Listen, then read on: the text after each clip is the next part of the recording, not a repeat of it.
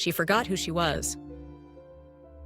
Not all at once, but slowly, almost imperceptibly, as if the gentle erosion of her spirit was orchestrated by 1,000 tiny moments, none of them monumental on their own. It happened in the noise of the world, in the relentless hum of expectation, in the ceaseless chase for more, for better, for something she couldn't quite name. Piece by piece, she faded into the background, her colors blending into the scenery of everyone else's lives, her own edges softened by the weight she carried. In the morning, she woke to the shrill call of obligation, not the gentle tug of desire. She moved through her days like a shadow, present but not quite tangible. She smiled when she wanted to cry, stretching her lips into a shape that felt foreign but necessary. She said, "I'm fine," with the practiced ease of someone who has learned that vulnerability is sometimes met with silence or misunderstanding. But her soul, quieter and more honest, whispered, "I'm tired. Tired of the pretending, tired of the giving, tired of being everything to everyone and nothing to herself." She gave everything, her time, her energy, her love, her patience. She poured herself into others, into tasks, into roles she never chose but felt compelled to play. She became the dependable one, the strong one, the one who held everyone else together. She filled the empty spaces with her effort, her laughter, her presence, until there was nothing left for herself. She was a well run dry, echoing with the memories of water, but the silence remembered her. In the rare moments when the world paused, when the demands fell away, and the only sound was the gentle hush of her own breath, something stirred inside her. The wind rustled through the trees outside her window, carrying with it a song older than the city, older than her worries.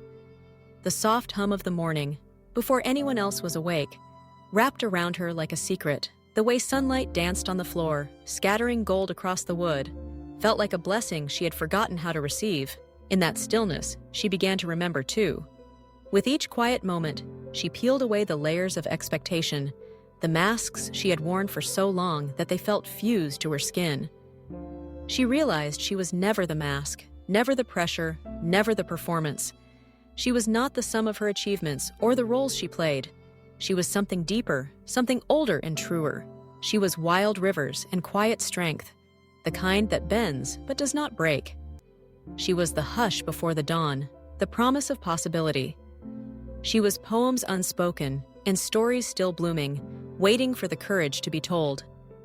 She was laughter that bubbled up from deep within, not the polite kind, but the real, unguarded joy that reminded her what it felt like to be free. As the world kept spinning, busy and unrelenting, she stood still. She let the silence settle around her like a cloak, soft and protective.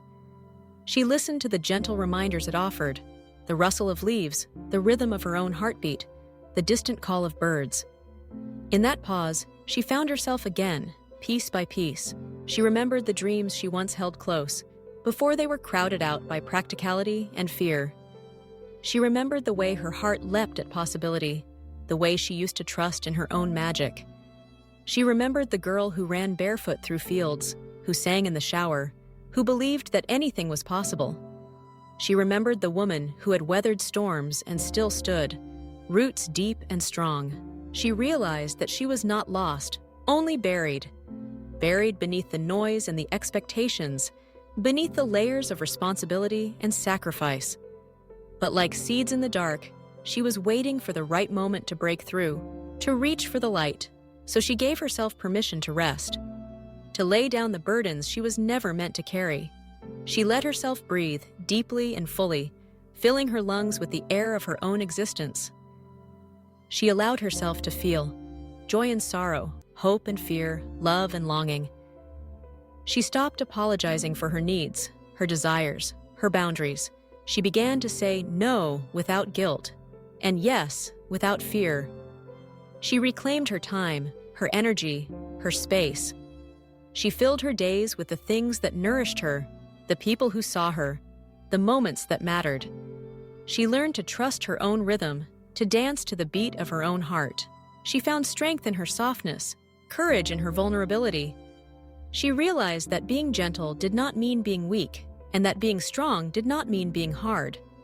She allowed herself to be both, soft and strong, fierce and tender, wild and grounded. She became her own sanctuary, a safe place to return to when the world grew too loud. She honored her intuition, that quiet voice within that had always known the way. She listened to her body, her mind, her spirit, and treated them with kindness. She forgave herself for the times she forgot, for the times she bent too far, for the times she lost her way. With each new day, she reclaimed another part of herself. She wore her scars like medals, reminders of battles fought and won. She celebrated her resilience, her persistence, her ability to rise. She found beauty in her imperfections, grace in her flaws. She learned to savor the small moments, the taste of her favorite tea, the feel of sunlight on her skin, the sound of laughter shared with a friend. She found joy in the ordinary, magic in the mundane. She realized that life was not a race to be won, but a journey to be savored. She began to dream again, to imagine possibilities beyond what she had been told was possible. She opened her heart to love, not just for others, but for herself. She spoke her truth even when her voice trembled. She created, she played, she explored, she lived. And as she did, she became herself again. No longer a shadow, but a light. No longer a mask, but a face. No longer a role, but a soul. She remembered who she was, not who the world told her to be, but who she had always been deep down. A woman of depth, of wisdom, of courage. A woman who had learned to rise again and again. A woman who was enough, just as she was. She became a force, quiet but unyielding. She became the calm in the storm, the steady hand, the gentle voice. She became the wild river, carving her own path, refusing to be contained. She knew there would be days when she forgot again, when the world's noise grew too loud, when the weight of expectation pressed in.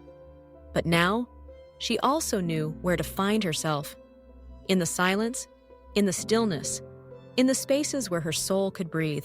She carried that knowledge with her, a talisman against the chaos.